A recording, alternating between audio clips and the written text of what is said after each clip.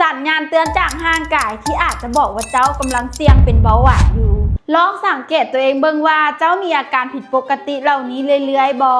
1. ถ่ายเบาดุและหลายกว่าปกติโดยเฉพาะตอนกลางคืนเพราะร่างกายพยายามขับไล่น้ำตาลส่วนเกินออกทางปัสสาวะ 2. หิวน้ำดุคอแห้งตลอดเวลา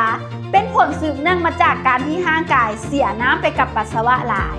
3. หิวข้าวเก่งกินหลายกว่าเก่าแต่น้ำหนักพลุดลงโดยบ่รู้สาเหตุเพราะร่างกายบ่สามารถนำน้ำตาลไปใช้เป็นพลังงานได้เต็มที่จึงต้องไปสลายไขมันและกล้ามซีนมาใช้แทน 4. อ่อนเพลียบ่มีแรงเกิดจากเซลล์ทั่วร่างกายขาดพลังงานเนื่องจากบ่สามารถนำน้ำตาลในเลือดไปใช้ได้ 5. ตาฟางเบิ่งบ่แจ้งระดับน้ำตาลที่สูงสามารถส่งผลกระทบต่อแก้วตาได้ 6. บาดแผลหายช้ากว่าปกติระดับน้ำตาลที่สูงเฮ็ดให้การเฮ็ดเวียกของหลอดเลือดและระบบภูมิคุ้มกันอ่อนแอลงส่งผลให้กระบวนการซ่อมแซมบาดแผลช้าลงถ้าใครมีอาการคือที่ว่ามานั้นอย่าลืมไปเช็คสุขภาพตัวเองกันเด้อ